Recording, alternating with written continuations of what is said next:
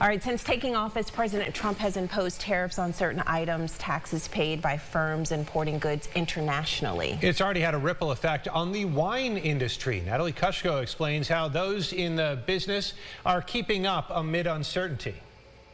The next time you indulge in a glass of wine, there's a few things you'll need to think about. With tariffs brought forth by President Trump in his first term, experts say it's already presenting challenges for the industry. Locally, Casa Larga Vineyards breaks down what they're seeing so far. For us being a local producer, actually, the only negative to us is things that we buy. Like we have to buy, if we're using real cork, that has to come from Portugal. Bottles, they don't make them in the United States, so we have to get them from, I believe they either come from Mexico, France, or, China has also jumped into that. So from a raw, standpoint, raw material standpoint, we also have tractors and things that are Italian made. So when we need parts, those are also going to have to, I'm sure the tariffs will be imposed on those. As regional wine producers work to get ahead of these impacts, those at the national level are also working to achieve a zero tariff policy.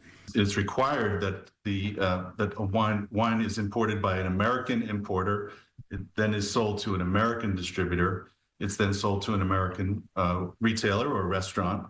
And so for every dollar that's spent on wines from, let's say, Europe or someplace out of the country, American small businesses make over $4.50 from that dollar. If you produce wine in Chablis in France, it doesn't taste like wine from anywhere else. It's not fungible. With the additional costs expected to harm wine production across the U.S., experts add it'll boil down locally. These are all small businesses. It impacts the restaurant, where the wines have to become more expensive. It impacts the winery, and it impacts all small businesses, whether you're a wine shop or a restaurant or the winery itself.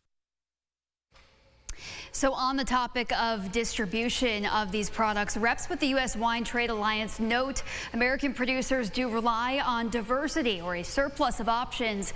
With these imposed tariffs, they say options are limited, making it tough for wineries to grow or simply get their business off the ground. This is a developing story. Be sure to stay with News 8 as we continue to learn more and follow what's happening. For now, back to you at the desk.